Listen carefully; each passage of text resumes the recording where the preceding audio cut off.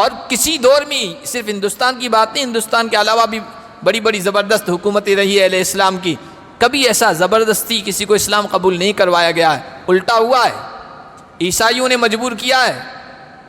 آپ اسپین اندلس کی تاریخ اٹھا کے دیکھ لیں، مسلمانوں کی وہاں بھی 700-800 سالہ زبردست حکومت تھی جس طرح یہاں تھی ہندوستان میں، لیکن وہاں جب مسلمانوں میں کمزوری آئی، عیسائی غالب آئے نا، تو انہوں نے کہہ دیا یا تو اسلام قبول کر لو یا مار دیے، یا تو عیسائیت قبول کر لو یا مار دیے جاؤ گے۔ زبردستی عیسائی بنایا گیا یا قتل کر دیا گیا، یہ تاریخ ہے عیسائیوں کی۔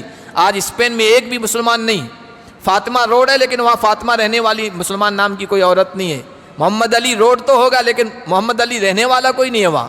جامع مسجد ہے قرطبہ شاندار، جس طرح آج جامع مسجد یہاں ہے، جس طرح یہاں لال قلعہ ہے وہاں بھی لال قلعہ مسلمانوں کا بنا ہوا ہے، لوگ دیکھنے جاتے ہیں، نام کا مسلمان نہیں ہے وہاں کوئی، جبکہ 800 سال حکومت رہی۔ کیوں؟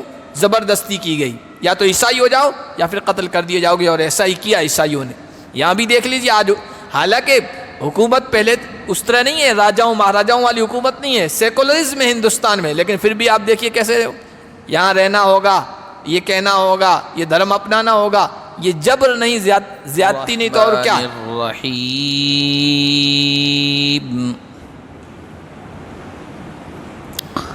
حامیم عین سین قاف كذلك يوحي إليك وإلى الذين من قبلك الله العزيز الحكيم۔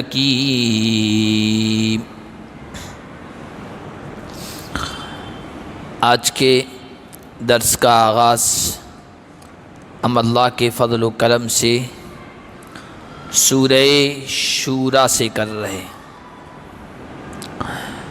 سورہ شورا مکی صورت ہے، 53 اس کی آیتیں ہیں اور 5 رکوع ہیں۔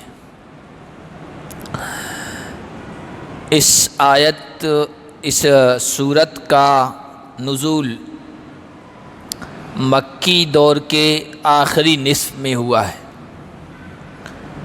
مکے میں اللہ کے نبی صلی اللہ علیہ وسلم 13 سال رہے ہیں، تو آخری کے جو آدھے سال ہیں جو بہت زیادہ کشمکش، اسلام، مسلمانوں اور حضور علیہ الصلوۃ والسلام کی مخالفت کا دور تھا، زمانہ تھا، اور جس میں ایڑی چوٹی کا زور لگا دیا تھا اسلام کو ختم کرنے اور مسلمانوں کو ستانے میں۔ اس دور میں اس صورت کا نزول ہوا ہے، بلکہ یہ 2 صورتیں پہلے سے ہم شروع کر چکے ہیں تفسیر۔ ان صورتوں کو حوامیم کہا جاتا ہے، یعنی حامیم سے شروع ہونے والی جو صورتیں ہیں یہ تقریباً ایک ترتیب کے ساتھ ہی اسی زمانے میں اتری ہے، جس میں اللہ نے اپنی قدرت کو بیان کیا ہے، اپنے غالب ہونے کو بیان کیا، اور اشارہ اس طرف کیا ہے کہ یہ جو کافر اور مشرک لوگ غالب آنے کی کوشش کر رہے ہیں، ان کی کوششیں بیکار ہوں گی، اور اللہ جو غالب رہنے والا ہے وہ اسلام کو غلبہ عطا فرمائے گا۔ مکی صورت ہے، تو مکی صورتوں میں جو بنیادی باتیں بیان کی جاتی ہے وہ اس صورت میں بھی ہے۔ جیسے بنیادی اسلام کی جو بات ہے وہ توحید ہے، توحید کے بعد اللہ نے توحید کو سمجھانے کے لیے رسولوں کا سلسلہ جاری فرمایا ہے، تو رسالت کا تذکرہ ہے۔ رسالت کی دلیل آسمانی کتاب ہوتی ہے جو نبی اور رسول پر اترتی ہے، تو قرآن کی صداقت اور سچائی کو بھی بیان کیا گیا ہے۔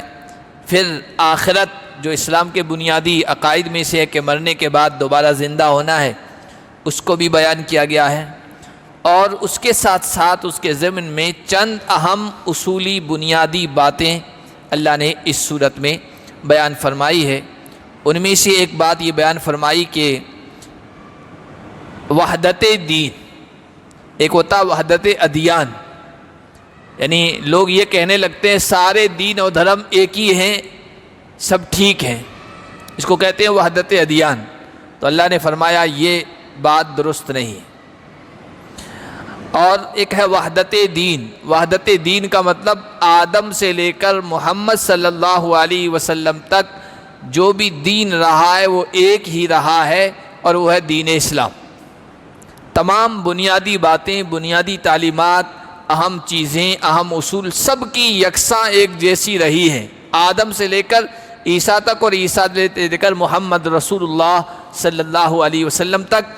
پھر چونکہ لوگوں نے ان میں آمیزش کر دی، ملاوٹ کر دی اور بہت ساری چیزیں گھٹا دی، بڑھا دی، تو آخری نبی جب آئے محمد رسول اللہ صلی اللہ علیہ وسلم، انہوں نے آ کر اس دین کو ملاوٹ سے پاک کر کے اصلی شکل اور صورت میں پیش کر دیا۔ تو دین ہمیشہ سے ایک رہا ہے اور وہ ہے دین اسلام، آدم سے لے کر محمد صلی اللہ علیہ وسلم تک، اور یہی اگر اختیار کریں گے تو کامیابی ملے گی، اور اللہ کو یہی دین پسندیدہ ہے، ان الدین عند اللہ الاسلام۔ اس کے ساتھ ساتھ اللہ تعالیٰ نے یہ بھی بیان فرمایا ہے کہ دیکھو دنیا کی زندگی انسانی ضرورتوں کو پورا کرنے کے لیے ضروری ہے، تو زندگی کے جو اسباب ہیں، جو چیزیں ہیں، وہ اختیار کرنی ہے، لیکن ایسا اس میں منہمک نہیں ہو جانا ہے، مشغول نہیں ہو جانا ہے کہ آخرت کو ہی فراموش کر دیں، آخرت کو بھی انسان بھلا بیٹھے۔ اس کے ساتھ یہ بھی بیان فرمایا ہے کہ اللہ نے اس دنیا میں رزق کا، روزی کا جو مسئلہ رکھا ہے، معاش کا، روزگار کا جو معیار، وہ مساوات اور برابری کا نہیں رکھا ہے کہ اللہ سب کو برابر دے دے، یہ اصول نہیں رکھا ہے، کیونکہ اگر سب کو برابر کر دیتا نا تو سرکشی میں لوگ مبتلا ہو جاتے، کوئی کسی کی بات ماننے کے لیے تیار نہیں ہوتا، دو برابر کے ٹکر کی پارٹیاں ہوں تو وہ ایک دوسرے کو ماننے کے لیے، تسلیم کرنے کے لیے تیار نہیں ہوتی، دنیا میں ہم دیکھتے ہیں۔ تو سب کو برابر روزی مل جاتی تو ایک دوسرے کے کام کیسے آتے؟ اللہ نے کسی کو زیادہ کسی کو کم دیا ہے، تو جو مزدور لوگ ہیں، غریب لوگ ہیں، وہ اپنی ضرورتیں پورا کرنے کے لیے مالداروں کا کام کر جاتے ہیں، مالداروں کو اپنا کام نکالنے کے لیے ان کو کام میں لانا پڑتا ہے، اجرت دینی پڑتی ہے، مزدوری دینی پڑتی ہے، اور اس طرح نظام کائنات چل رہا ہے، ورنہ نظام کائنات میں گڑبڑی پیدا ہو جاتی۔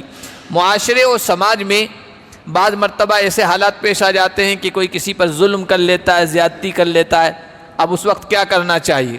یا تو یہ ہوتا ہے کہ بدلے میں انسان اس سے بھی زیادہ ظلم کر لیتا ہے، یا یہ کہ چھوڑ دیتا تو ظالم اور نڈر ہو جاتا ہے، زیادہ ظلم کرتا ہے۔ تو اس سلسلے میں بھی اس صورت میں اصول بتایا گیا ہے کہ اس اصول پر اگر انسان چلنے لگ جائے، اس اصول کو اپنا لے، تو معاشرے میں، سماج میں، دنیا میں امن، امان، چین و سکون، محبت اور راحت کا ماحول قائم ہو جائے۔ اور اس سلسلے کی کچھ اور بنیادی باتیں بیان کی گئی ہیں۔ سورت جو شروع ہو رہی ہے وہ حروف مقطعات سے، حا میم عین سین قاف۔ ان کے معنی کیا ہیں اللہ ہی بہتر جانتے ہیں، علماء نے، محققین نے، قرآن میں غور کرنے والوں نے الگ الگ معنی بھی بتائے، ہر ایک کی ذہن میں، دماغ میں اللہ نے جو بات ڈالی اس طرح سمجھایا بھی ہے۔ جیسے حضرت عبداللہ ابن عباس رضی اللہ تعالیٰ عنہ سے، جیسے حا میم عین سین قاف، یہاں جو یہ آئے حروف مقطعات، اس سلسلے میں یہ بات ملتی ہے کہ یہ مخففات ہیں، ان میں اللہ کی صفات کو بیان کیا گیا شارٹ انداز میں۔ ایک نام بڑا ہوتا ہے، ایک شارٹ ہوتا ہے، تو شارٹ انداز میں اللہ تعالیٰ نے اپنی صفات کو بیان فرمایا ہے۔ جیسے شارٹ کوئی نام آتے ہی ہمارا ذہن پورا اس طرف چلا جاتا ہے، جیسے کہ ایم اے، اب یہ ایم اے مختصر ہے، شارٹ ہے، اس کا فل کہ بی اے ہے یا بی یو ایم ایس ہے یا پی ایچ ڈی ہے، یہ شارٹ فارم ہے۔ پڑھا لکھا انسان جب اس کے سامنے ایم اے بولا جائے گا تو وہ پورا اس کے ذہن و دماغ میں بات آ جائے گی کہ یہ فلاں اس میں ماسٹر ہے، اس میں ماہر ہے، پی ایچ ڈی اس کو کیوں کہا گیا۔ جیسے مفتی بولتے ہیں، عالم بولتے ہیں، مفسر بولتے ہیں، مقرر بولتے ہیں، یہ بولتے ہی پورا ایک شخصیت ذہن میں آ جاتی ہے، تو یہ بھی شارٹ ہے۔ اللہ کی صفات کی طرف اشارہ کیا گیا ہے، جیسے حضرت عبداللہ بن عباس کہتے ہیں ہا ہے، اس سے سب سے پہلے ہا سے حلم مراد ہے، اللہ حلیم ہے، بردبار ہے، برداشت کرتا ہے مخلوق کو گناہوں کے باوجود، ہا سے اللہ کی صفت حلم کی طرف اشارہ ہے۔ میم ہے تو میم سے مجد مراد ہے، مجد کہتے ہیں مجید، اللہ کی صفت ہے، عظمت، بزرگی، بڑائی۔ عین ہے، علم، اللہ کے علم کی طرف اشارہ ہے۔ سین ہے، سین سے ثنا، اللہ کی بلندی مراد ہے۔ قاف ہے، اللہ کی قدرت مراد ہے۔ تو اس صورت میں گویا یہ سب چیزیں بیان کی گئی ہے۔ حضرت شاہ ولی اللہ محدث دہلوی رحمۃ اللہ علیہ بہت بڑے عالم گزرے ہیں ہمارے، انگریزوں کے زمانے سے کچھ پہلے کے، اور مغلیہ دور جب زوال پذیر ہو رہا تھا، مغلیہ دور ختم ہوتا چلا جا رہا تھا، آخری کمزوری جو حالت تھی مغلیہ کی اس وقت کے، اللہ نے بڑا علم سے نوازا تھا، تو وہ یہی کہتے ہیں کہ یہ جو حامیم عین سین قاف اس طرح کی حروف مقطعات صورتوں کے شروع میں آئے نا، صورت میں جو مضامین، جو باتیں تفصیل کے ساتھ ڈیٹیل کے ساتھ آئی ہیں نا، اس کے یہ مخففات شارٹ فارم میں ان کی طرف اشارہ ہے کہ اس صورت میں یہ مضامین ان کا لب لباب نچوڑ ان الفاظ میں حروف مقطعات میں نچوڑ دیا گیا ہے، بیان کیا گیا ہے۔ لیکن اس سلسلے میں آپ پہلے سنتے آئے، ہمیشہ میں بیان کرتا ہوں، سب سے بہترین بات وہ یہی کہ ان آیات ان حروف مقطعات کے بارے میں اللہ اور اس کے رسول نے زیادہ وضاحت نہیں کی ہے، زیادہ تفسیر نہیں بیان کی ہے، اس لیے کہتے ہیں اللہ ہی بہتر جانتا ہے ان کے معنی، اللہ اعلم بمرادہ۔ اب آپ کہیں گے پھر یہ بیان کیوں کیے گئے ہیں، قرآن میں رکھے کیوں گئے ہیں؟ تو اس کے اہم وجہ دو ہیں، بہت ساری وجوہات بیان کی ہے اور وہ بہت اہم باتیں ہیں۔ ایک تو اس لیے رکھا گیا کہ قرآن کریم جب پڑھا جاتا تھا، سنایا جاتا تھا، تو جیسا کہ ہم پچھلے پارے میں، یہ 25واں پارہ شروع ہوا، دوسرا رکوع ہے، 24ویں پارے کے سیکنڈ لاسٹ رکوع میں یہ بات آئی تھی کہ جب قرآن پڑھا جائے تو کافر کہتے تھے شور کرو، ہنگامہ مچاؤ، تاکہ قرآن کی آواز لوگوں کے کانوں تک اس کا پیغام نہ پہنچے۔ جب سنیں گے ہی نہیں لوگ تو کیسے متاثر ہوں گے؟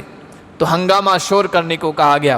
تو اللہ تعالیٰ نے سورتوں کے شروع میں اس طرح کے حروف رکھ دیے، اور یہ ان کے پڑھنے کا انداز ایسا ہوتا ہے، جب کوئی اچھے انداز سے پڑھتا ہے تو کوئی بھی آدمی ہو نہ سمجھنے والا ہو، ایک مرتبہ اس کے قدم رک جاتے ہیں، وہ ٹھٹک کے کھڑا رہ جاتا ہے، پھر غور سے سنتا ہے، اور ایک مرتبہ سن لیا تو پھر قرآن اپنا اثر دکھاتا ہے۔ تو اس طرح جب شروع ہوتا تھا، اور اللہ کے نبی جب شروع کرتے تھے حامیم عین سین قاف، اس طرح پڑھنے کا انداز، تو آدمی ایک مرتبہ تو کھڑا ہو جاتا ہے۔ پھر عرب لوگ تھے، زبان کے جاننے والے تھے، وہ ان کو پتہ چلتا تھا، وہ کھڑے ہو جاتے تھے، اور پھر وہ چپ کے سنا بھی کرتے تھے۔ تو کافروں کا، مشرکوں کا جو مقصد تھا وہ پورا نہیں ہو پایا ان الفاظ کے ذریعے سے، اس لیے اللہ نے ان کلمات کو، الفاظ کو رکھا ہے۔ دوسرا مقصد یہ، وہ کہتے تھے یہ محمد صلی اللہ علیہ وسلم کا بنایا ہوا خود ساختہ کلام ہے، تو ان سے کہا گیا یہ انہی حروف سے بنا ہے، الف با تا سا ہا میم عین سین قاف، تم بھی بنا کے دکھا دو۔ لیکن وہ اس سے عاجز ہو گئے تھے، ان کو چیلنج تھا ان کلمات کے ذریعے سے۔ کذالک یوحی الیک والی الذین من قبلک اللہ العزیز الحکیم، اللہ یہ اس طرح وحی کرتا ہے، اللہ نے یہ وحی کی ہے، آپ کی طرف بھی کی ہے، اور آپ سے پہلے جو رسول گزرے ہیں ان کی طرف بھی وحی کی ہے۔ آدم سے لے کر آپ تک جتنے بھی پیغمبر اور رسول آئے ہیں، اللہ نے لوگوں تک اپنا پیغام پہنچانے کے لیے نبیوں اور رسولوں کو بھیجا ہے، ان پر وحی نازل فرمائی ہے۔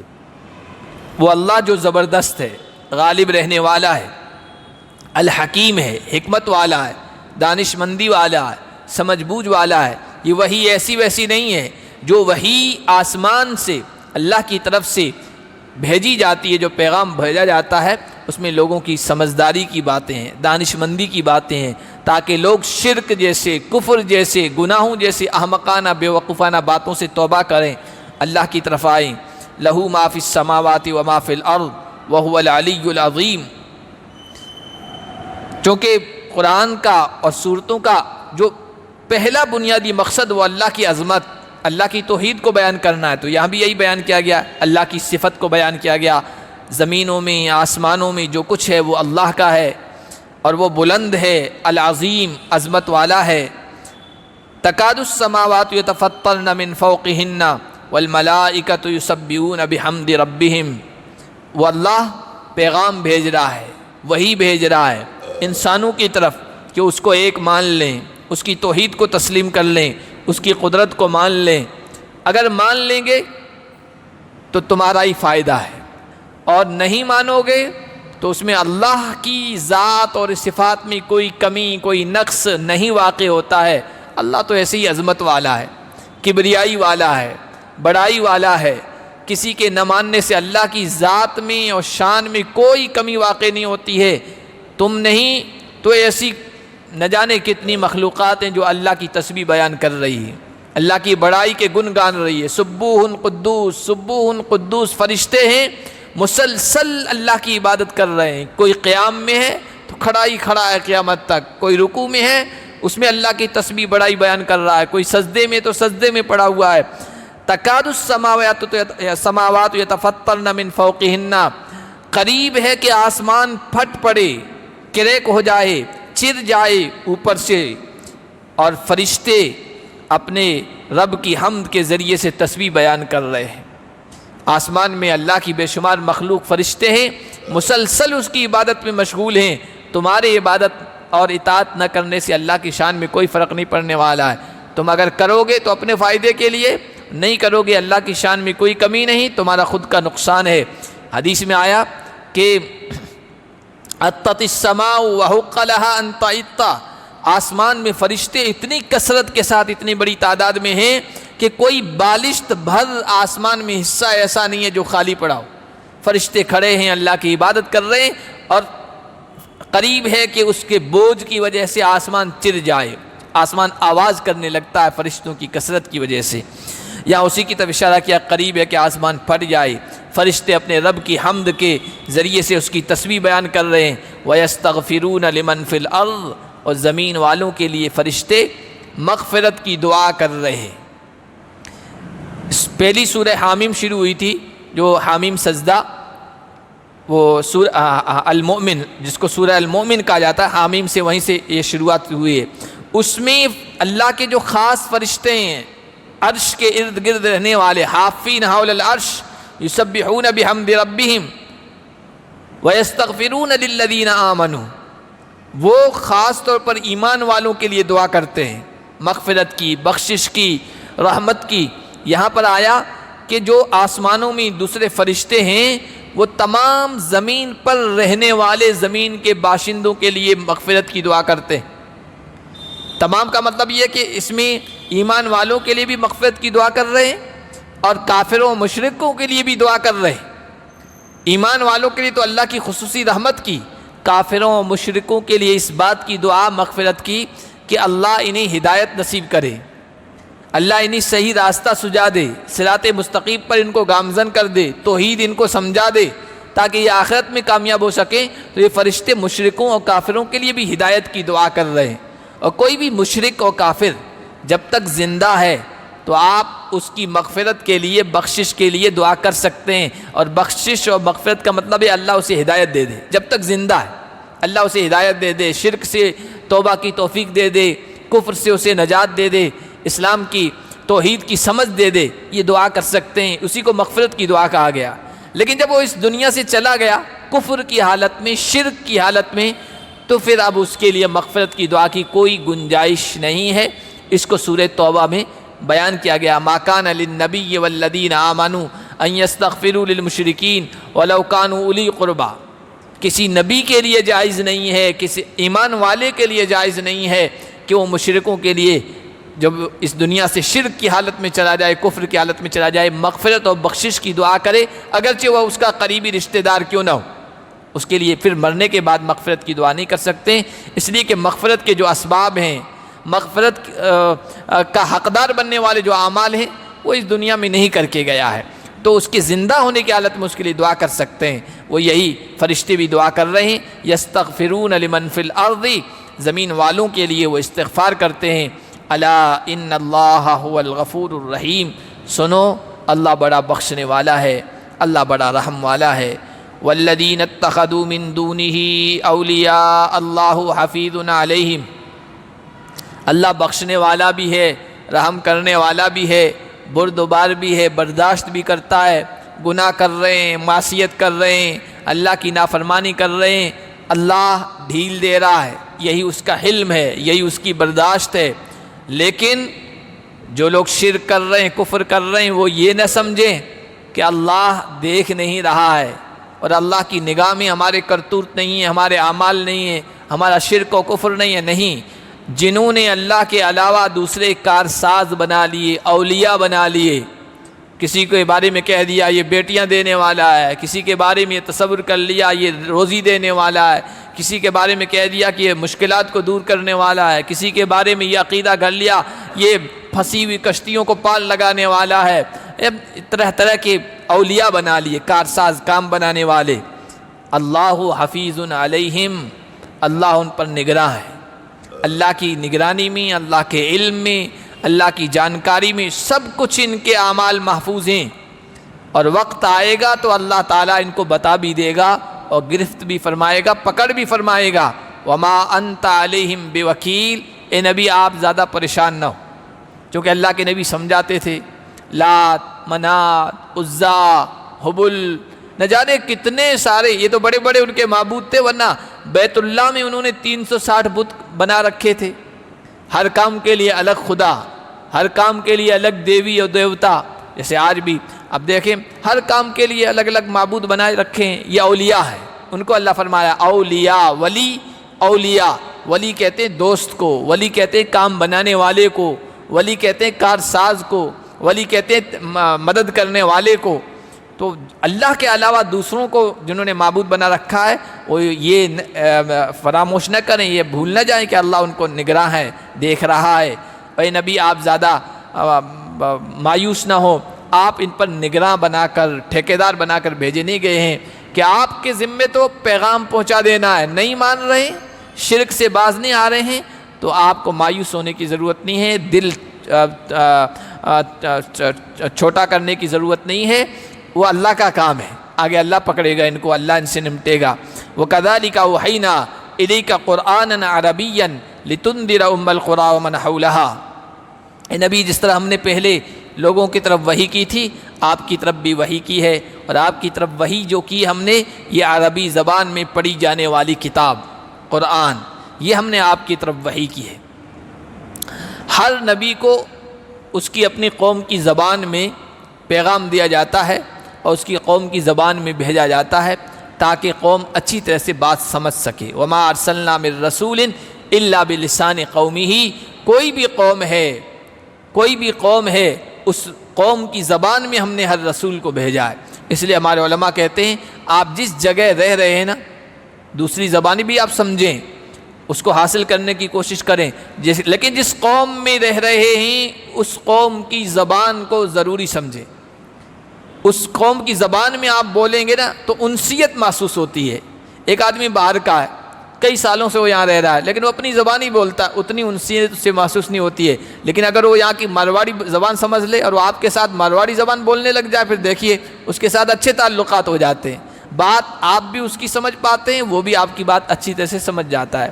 تو جس قوم میں رہ رہے ہیں اس قوم کی زبان کو سمجھنا ضروری ہے، اس کو بولنا اور اس زبان میں پیغام پہنچانا یہ ضروری ہوتا ہے۔ اللہ نے یہی اصول نبیوں اور رسولوں کے ساتھ کیا، تو عربی زبان میں قرآن اتارا، اس لیے کہ جس قوم پر سب سے پہلے قرآن اتر رہا تھا اور جس قوم میں نبی بھیجے جا رہے تھے وہ عربی زبان کو جاننے والی، سمجھنے والی، ان کی مادری زبان عربی تھی۔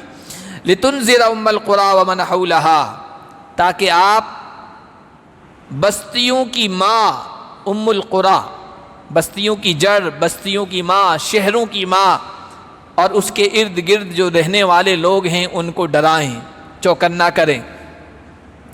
بستیوں کی ماں سے مراد مکہ کی سرزمین ہے، اور اس کو بستیوں کی ماں ام القریٰ اس لیے کہا گیا کہ زمین کا بیچوں بیچ ہے، یہ پورا پانی ہی پانی تھا، اور جب خشکی کو اللہ تعالیٰ نے پھیلانا چاہا، چونکہ آج بھی زمین کا اکثر حصہ پانی ہی ہے اور بہت کم حصہ جو خشکی کا ہے جہاں انسان رہ رہے ہیں، ورنہ اکثر حصہ پانی ہی پانی ہے، سمندر ہے۔ اللہ نے جب خشکی کو پھیلانا چاہا، یعنی زمین کو، مٹی کو پھیلانا چاہا، تو سب سے پہلے مٹی کا ابھار اس جگہ ہوا جہاں آج کعبہ ہے، بیت اللہ ہے۔ اسی لیے کعبہ کو زمین کی ناف بھی کہا جاتا ہے کہ وہ زمین کے بیچوں بیچ ہے۔ پھر وہ اس جگہ خشکی کا ابھار ہوا اور پھر مشرق، مغرب، شمال اور جنوب میں خشکی پھیلی ہے۔ تو یہاں سے یہ خشکی پھیلی ہے، اس وجہ سے خشکی میں جہاں کہیں بھی شہر آباد ہیں، بستیاں آباد ہیں، دیہات گاؤں آباد ہیں، انسانی آبادی رہتی ہے، ان سب کو اس سے جوڑا گیا اور کہا بستیوں کی ماں کعبہ ہے، مکہ ہے۔ تو آپ ان لوگوں کو ڈرائیں۔ اللہ کے نبی صلی اللہ علیہ وسلم کے دیکھیے یوں تو آپ سارے جہاں والوں کے لیے نبی بنا کے بھیجے گئے، وما ارسلناک الا کافۃ للناس بشیرا ونذیرا، ہم نے آپ کو سارے لوگوں کے لیے ڈرانے والا، خوشخبری سنانے والا بنا کے بھیجا ہے۔ وقل یا ایھا الناس انی رسول اللہ الیکم جمیعا، اے نبی آپ کہہ دیجئے میں تم سب کی طرف رسول بنا کر بھیجا گیا ہوں، سب لوگوں کے لیے آپ کی نبوت و رسالت ہے، لیکن خاص آپ عرب قوم کے لیے بھیجے گئے۔ آپ کو عرب قوم کو ارد گرد لوگوں کو ڈرانا ہے، یعنی پورا جزیرۃ العرب، اور پھر پوری دنیا میں پیغام، یہ آپ کے جو صحابہ ہوں گے، آپ پر ایمان لانے والے ہوں گے، ان کی ذمہ داری ہوگی پوری دنیا تک اسلام کو، پیغام کو پہنچائیں۔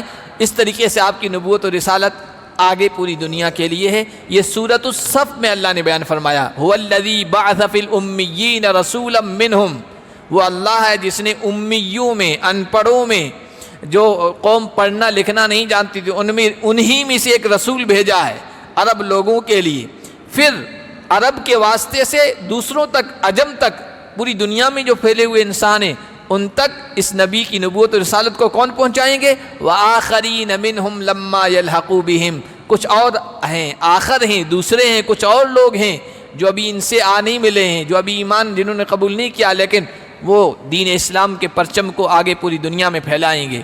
تو آپ کو بھیجا گیا ہے تاکہ ام القریٰ اور ارد گرد یعنی جزیرۃ العرب کے لوگوں کو آپ ڈرائیں۔ چنانچہ پورا جزیرۃ العرب، عرب کا جو نقشہ ہے جزیرۃ العرب کا، یہ پورا کا پورا سالانہ طور پر حج میں آیا کرتا تھا۔ زمانے جاہلیت میں بھی اللہ کے نبی صلی اللہ علیہ وسلم وہاں جایا کرتے تھے، منی میں، عرفات میں، اور حج کے جو خیمے جہاں جہاں لگتے تھے اور لوگ آتے تھے وہاں جاتے تھے، اللہ کا پیغام پہنچایا کرتے تھے۔ عرب میں آپ نے پیغام پہنچایا۔ فتح مکہ کے موقع پر آپ دیکھیے پورا جزیرۃ العرب گویا آپ کے زیر نگیں آ گیا، اور آپ نے ان سب تک اللہ کا پیغام پہنچا دیا۔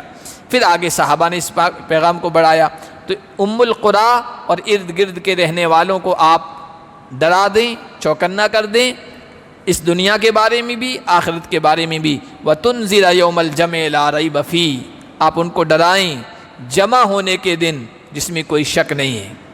آخرت کا جو مسئلہ ہے، آخرت کا جو تصور ہے، یہ اسلام کی بنیادی چیزوں میں سے، کہ یہ دنیا ہمیشہ رہنے والی نہیں ہے، مرنا ہے، اور صرف مر کر ختم نہیں ہو جانا ہے، مرنے کے بعد دوبارہ زندہ ہونا ہے، اللہ کے دربار میں حاضر ہونا ہے۔ وہ دن آنے والا ہے، اس میں کوئی شک نہیں ہے، لوگوں کو آپ بتائیں۔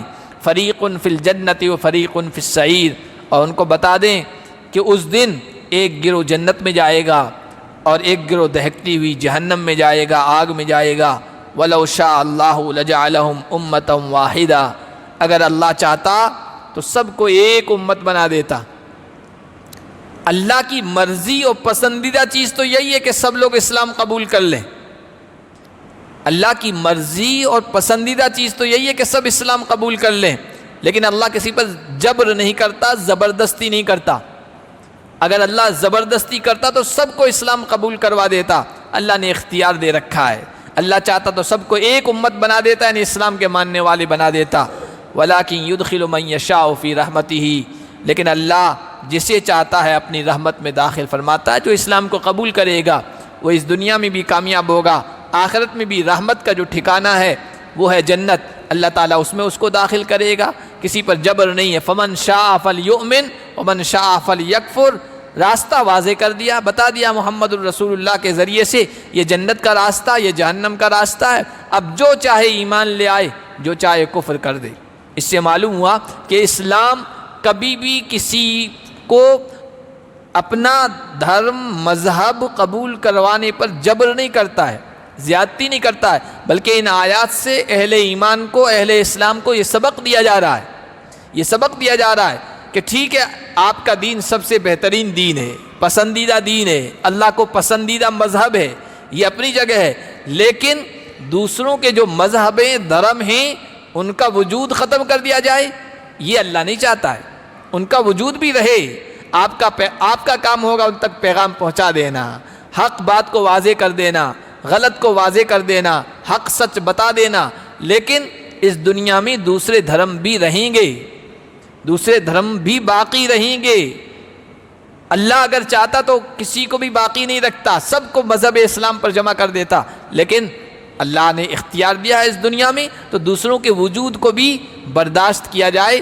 اس آیت سے بتایا جا رہا ہے، اہل اسلام کو، قرآن والوں کو بتایا جا رہا ہے، اللہ چاہتا تو سب کو ایک دھرم پر کر دیتا، لیکن ایسا اللہ نے نہیں کیا ہے، انسانوں کو اختیار دیا ہے۔ اور ہر زمانے میں مسلمانوں نے، قرآن کے ماننے والوں نے یہ ثابت کر کے دکھایا ہے۔ یہاں پر سب سے زیادہ جو ہے بدنام کیا جاتا اورنگزیب عالمگیر کو، زبردستی اسلام قبول کروایا، حالانکہ ایسا نہیں ہے۔ 50 سال سب سے زیادہ مغلوں میں جس کی حکومت رہی ہے وہ اورنگزیب کی رہی ہے، تاریخ اٹھا کر دیکھیں آپ، سب سے زیادہ جس کی حکومت کا زمانہ ہے وہ اورنگزیب عالمگیر کا زمانہ ہے، لیکن اس زمانے میں اگر وہ چاہتے سب کو کہہ دیتے اسلام قبول کر لو ورنہ تلوار کے نیچے گردنی ہے سب کی۔ اتنی بڑی تعداد میں، آج بھی، اس وقت بھی بڑی تعداد میں تھے کافر و مشرک، آج بھی ہیں بڑی تعداد میں، ان میں سے کوئی کسی کا نام و نشاں باقی نہیں رہتا، لیکن کبھی نہیں ہوا ہے۔ اور کسی دور میں، صرف ہندوستان کی بات نہیں، ہندوستان کے علاوہ بھی بڑی بڑی زبردست حکومتیں رہی ہے اہل اسلام کی، کبھی ایسا زبردستی کسی کو اسلام قبول نہیں کروایا گیا ہے، الٹا ہوا ہے، عیسائیوں نے مجبور کیا ہے۔ آپ اسپین، اندلس کی تاریخ اٹھا کے دیکھ لیں، مسلمانوں کی وہاں بھی 700-800 سالہ زبردست حکومت تھی جس طرح یہاں تھی ہندوستان میں، لیکن وہاں جب مسلمانوں میں کمزوری آئی، عیسائی غالب آئے نا، تو انہوں نے کہہ دیا یا تو اسلام قبول کر لو یا مار دیے، یا تو عیسائیت قبول کر لو یا مار دیے جاؤ گے، زبردستی عیسائی بنایا گیا یا قتل کر دیا گیا۔ یہ تاریخ ہے عیسائیوں کی۔ آج اسپین میں ایک بھی مسلمان نہیں، فاطمہ روڈ ہے لیکن وہاں فاطمہ رہنے والی مسلمان نام کی کوئی عورت نہیں ہے، محمد علی روڈ تو ہوگا لیکن محمد علی رہنے والا کوئی نہیں ہے وہاں۔ جامع مسجد ہے قرطبہ شاندار، جس طرح آج جامع مسجد یہاں ہے، جس طرح یہاں لال قلعہ ہے وہاں بھی لال قلعہ مسلمانوں کا بنا ہوا ہے، لوگ دیکھنے جاتے ہیں، نام کا مسلمان نہیں ہے وہاں کوئی، جبکہ 800 سال حکومت رہی۔ کیوں؟ زبردستی کی گئی، یا تو عیسائی ہو جاؤ یا پھر قتل کر دیے جاؤ گے، اور ایسا ہی کیا عیسائیوں نے۔ یہاں بھی دیکھ لیجیے آج، حالانکہ حکومت پہلے اس طرح نہیں ہے، راجاؤں مہاراجاؤں والی حکومت نہیں ہے، سیکولرزم ہے ہندوستان میں، لیکن پھر بھی آپ دیکھیے کیسے یہاں رہنا ہوگا، یہ کہنا ہوگا، یہ دھرم اپنانا ہوگا، یہ جبر نہیں، زیادتی نہیں تو اور کیا ہے، مجبور نہیں کیا جا رہا تو اور کیا ہے۔ تو مسلمانوں نے تو کبھی نہیں کیا، کیونکہ قرآن کہتا ہے اگر اللہ چاہتا تو سب کو اسلام دھرم پر جمع کر دیتا ہے۔ اس لیے تم کو بھی برداشت اپنے اندر پیدا کرنی چاہیے، سمجھانا چاہیے، لیکن ان کے مذہب کو، دھرم کو بالکل وجود ہی ختم کر دیا جائے، یہ نہیں ہونا چاہیے۔ وَالظَّالِمُونَ مَا لَهُم مِّن وَلِيٍّ وَلَا نَصِيرٍ، جو ظلم کرنے والے ہیں، اور سب سے بڑا ظلم آپ سنتے رہتے ہیں درس میں، شرک ہے، ان کے لیے نہ کوئی مددگار ہوگا، نہ کوئی ساتھ دینے والا، مدد کرنے والا، کارساز ہوگا۔ آگے بھی اسی سلسلے میں کچھ آیتیں انشاءاللہ ہم اگلے درس میں پڑھیں گے۔ اللہ پاک ہم سب کو قرآن کی ہدایات کے مطابق زندگی بسر کرنے کی